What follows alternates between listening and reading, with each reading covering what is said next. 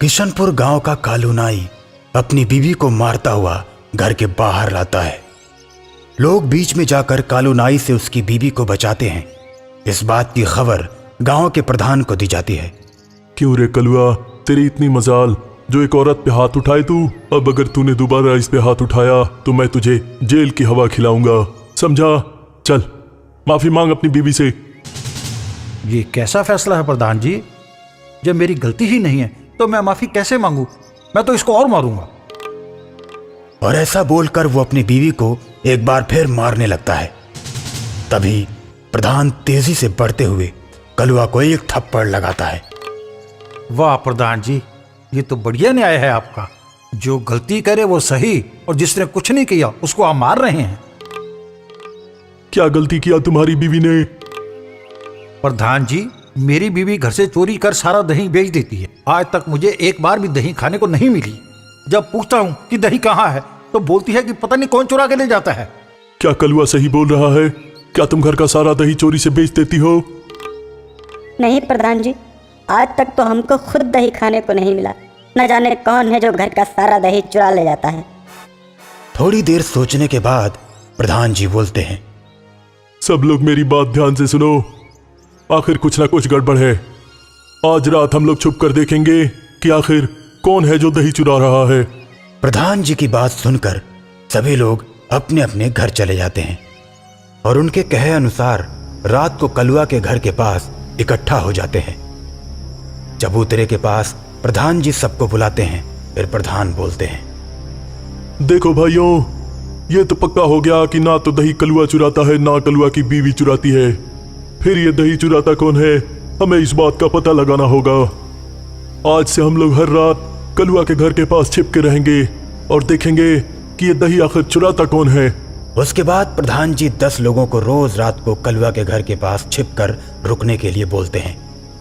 प्रधान जी की बात मानकर गांव वाले दही चोर को पकड़ने के लिए लग जाते हैं। लगातार 5 दिन तक 10 लोगों की निगरानी के बावजूद दही चोरी का सिलसिला रुकने का नाम नहीं लेता।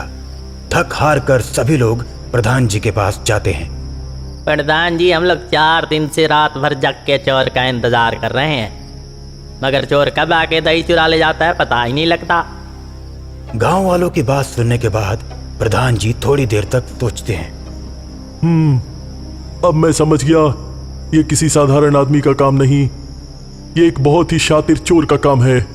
चलो आज से मैं भी कलुआ के घर के पास चलूंगा।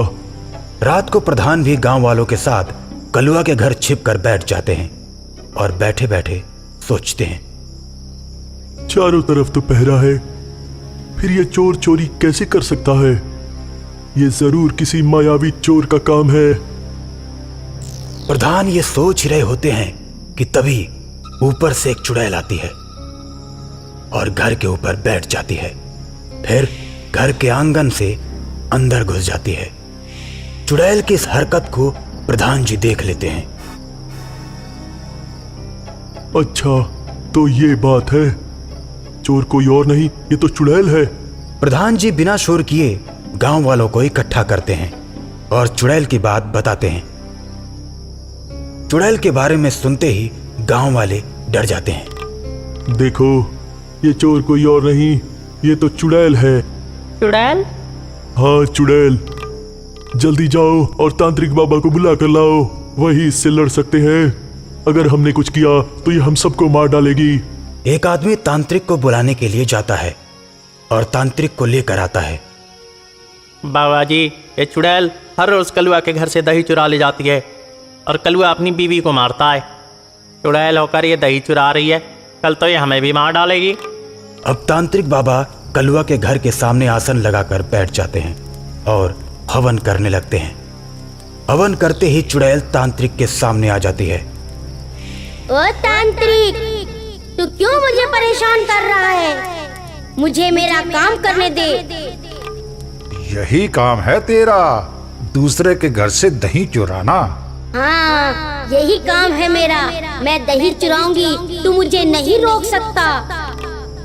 चुड़ैल की ये बात सुनकर तांत्रिक अपने कमंडल से जल लेकर जैसे ही चुड़ैल पर फेंकता है तो चुड़ैल का एक हाथ कट जाता है। हाथ कटने के बाद चुड़ैल और भी गुस्से से भर जाती है। मुझे छोड़ दे तांत्रिक, नहीं तो तुझे जला दूंगी। अब चुड़ैल अपने मुंह से आग निकालने लगती है, लेकिन इस आग का तांत्रिक पर कोई असर नहीं होता और तांत्रिक बोलता है, तू दही क्यों चुराती है? जल्दी से बता दे, नहीं तो तेरा एक पैर भी काट दूंगा। ठीक है, मैं बताती हूँ। आज से 40 साल पहले मेरा दही का व्यापार बहुत बढ़िया चल रहा था।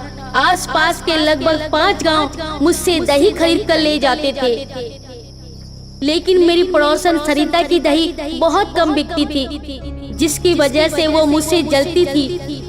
मेरा नाम खराब करने के लिए उसने एक चाल चली। कलवा के पिताजी भी मुझसे दही खरीदते थे।